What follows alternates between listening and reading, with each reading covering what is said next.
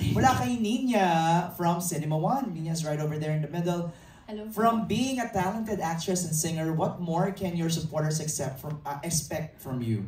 Are you ready to explore more of who Bel Mariano is beyond the screen and stage? So baka Nina's kind of asking, do you want to explore writing or producing or directing? Of course. You know, yun nga po, like, I appreciate what we do in front of the camera, but also what happens behind the camera. And that's one thing that I also want to venture in, hopefully in the future.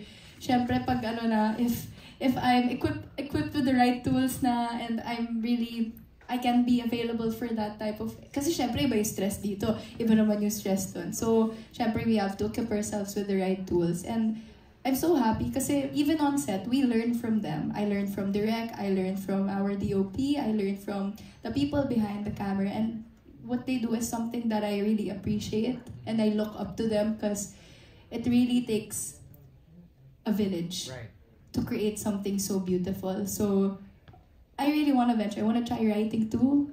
Yun nga po, in terms of music, yun yung problem. Kunento ko kanina. Pero, magaling ako magsimula ng music. Pero napapansin ko, yung struggle ko is how to end it. Yes. But I'm so happy kasi nga, I encounter so many amazing composers, so many amazing writers that I take advices from them and I apply it to what I'm doing. So, we'll see, hopefully in the future. Okay, next question is from Danielle. Danielle, say hi to Bel. Ayan. Hi po, Danielle. How was your experience working with Piolo, JK, Joshua, and the Diamond Star on the set of Meet, Greet, and Bite? Wow. Nabisita ko na yan sila, Bel. Yeah, ang saya, right? Sobrang saya ng set namin, totoo lang. Para talaga kaming naging pamilya. Na parang even on and off cam, alam mong hindi kami mapapaghiwalay. I mean, when we first met each other, of course, there was, kinakabahan ako, of course, it's the Diamond Star, it's Papa P, like, Joshua, JK, they're so good at what they do. And parang, they inspire me to want to do better in what I do, even on set. And I'm so happy kasi more than just friends, we actually became a family na. Did you have a hard time fitting in? Or there was no hard time at all? Of course there was, pero Derek was really guiding us talaga eh. Kasi I want to differentiate my character now from the previous ones that I've done. Okay. You know, and plus, panganay po ako sa magkakapatid. And I play a bunso here. So baliktad? So baliktad talaga. So sabi ko, paano ba maging bunso? So parang, minsan in-observe ko rin yung bata kong kapatid, paano siya maging bunso, plus unika iha nga. So parang ibang-iba talaga yung dynamic. And Derek's just there guiding me. I take pointers from her. Si Inay, she's so kind. I love her. I love Inay so much because I did my first scene with her, which kaming dalawa lang. Syempre nakaka-pressure yun. Take one? Hindi ko may mga takes syempre. Pero kinabahan ako noon. Sabi ko, hala, paano yun? Pero si Inay, she's so grabe yung pag-advise niya sa akin. Talagang naging nanay talaga siya sa akin. Sabi niya, anak, hinga ka ng malalim, tapos i-deliver yung line mo. Right.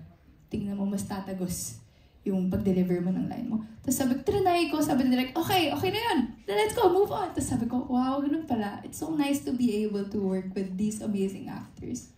Would you say that this movie that you're doing is career-changing acting-wise? Yes. I feel like this one,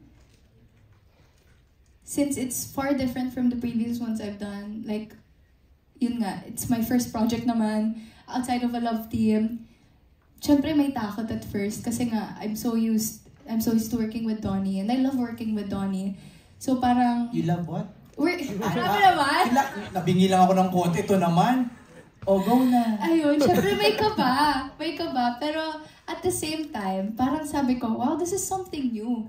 This is something that, you know, I want to grow, and I'm always open to growth, and I'm always open to learning more, and both of us have been vocal about it. Now we're always there to actually just support each other and, you know, champion each other in terms of our growth, whether that's with each other or, you know, apart from each other. Saka it's time, diba? It's time to, you know, kind of spread the wings, diba? Yes. Para at least nga, tama ka, your favorite word is growth. Yes, diba? growth. Next question is from Neil Ramos of Tempo. Where do you see yourself? Don't worry, hindi siya malayo. 2 years from now. But 2 years? I know, right? Actually, ganito naman kanina. But 2 years po Hindi man lang kaya. 5 years or something. 2 years. So 2 years, you'll be what then? 25. Still young. But 2 years 2 po. years lang, Roldan eh, no? Maiba lang. Hindi man lang Maiba. 5, di ba? 2 years. Oh, bakit po 2 years? Asa si Neil? Si Neil? Wala si Neil. 2 years? Silverman, 25. So parang quarter life. No, quarter life. Yeah, that makes sense now. Siguro I'll be doing more roles that is really gonna challenge me as an actress. Maybe that time I may have written, a couple songs na talaga. I don't know what's gonna happen in 2 years. Weird question. Actress, sabi mo. Yes. Paano pag ni-require na kalbuhin ka? Grabe naman. Natalie Portman. Yeah, may ganun. Right? Yes. Kalbuhin? Oh my Hindi, God. ganun challenge lang. Parang, kasi, di ba, minsan may mga roles talaga na, Yes. ugh. I mean, I think the beauty of acting nga is that like you get to portray different roles, and even if it takes you to that challenge Level, di ba? level, you really have to submit to I it. know. Yeah, and that's the beauty of it. Yun nga yung challenge na sinasabi ko. Pero hindi ko kaya magpaalam I sa hair ko. know! I love my hair. Huwag muna, love No. na ng sun silk. Yes. Diba? Naisingit na. Okay, I think that's it. That wraps up our question from our friends from the Thank you press. so much po. Maraming salamat po. Again, congratulations, Thank Belle, you. on this new milestone. I'm sure more blessings will come your way, and siguro hingan ka na lang namin ng iyong message for your fans, because right now they're nakatutok sa ating live stream and sharing their love for you. Please. Hello po to everyone that's watching us, to all my supporters. Thank you so much. I can't thank you guys enough, and I dedicate all the years to you guys. Thank you so much, because you guys are one of my greatest inspiration why I do what I love doing, and thank you so much for being a reason for me to want to do better. And I love you guys all so much. Okay, last question. Ano may go sa mga last question? Yes. Kanina, I love working with Donnie. Gumanong ka, di ba? Pwede namang like yung gamitin na word, pero bakit love? Bakit? Wala yun doon. Wala sa script. Of course. Because that word defines that kind of working relationship you have with him. I think, because we already have that dynamic talaga on set. It really feels nice to work with him, and yun nga, throughout, we get to witness each other's growth too. Right.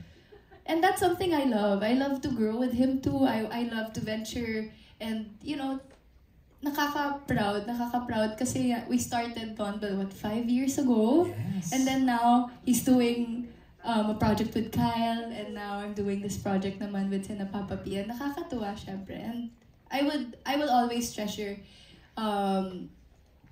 what we do together. Right.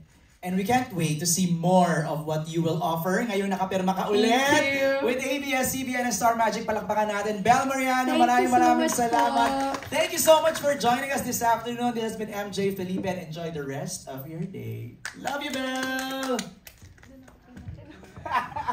Hindi 2 years. Siguro po. That makes a lot of sense. That it's 25, you're 25th. So it's quarter life. Tama yun. still don't feel. I went through that. How But does it feel to be 25? it feels good. It's quarter. Ay, feel ko pa nakakaulakay.